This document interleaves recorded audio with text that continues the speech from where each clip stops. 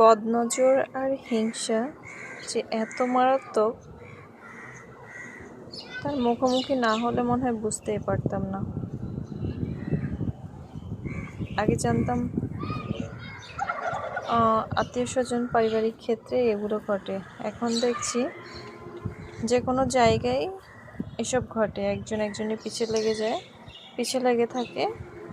যে কোনো কাজ করতে গেলে, কেউ উপরে উঠতে গেলে তাকে কিভাবে টেনে হিঁচড়ে নিচে নামাবে সে চিন্তায় পড়ে মগ্ন থাকে সবাই। সেই চিন্তা ভাবনা নিয়ে এগিয়ে যায়। আসলে কি, আল্লাহ চাইলে কাউকে থামিয়ে রাখতে পারবেন না আপনি। আল্লাহ যদি চায়, আল্লাহ তাকে উপরে উঠাবে, অবশ্যই উপরে উঠাতে পারবে। হিংসা করে হয়তো কিছুক্ষণের জন্য থামিয়ে দিতে পারবেন, তবে এই হিংসা করে মানুষের মনে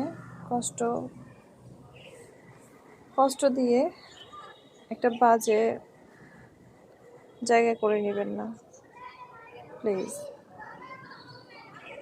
ভালো থাকুন, নিজে ভালো থাকুন, অন্যকেও ভালো থাকতে সহযোগিতা করুন।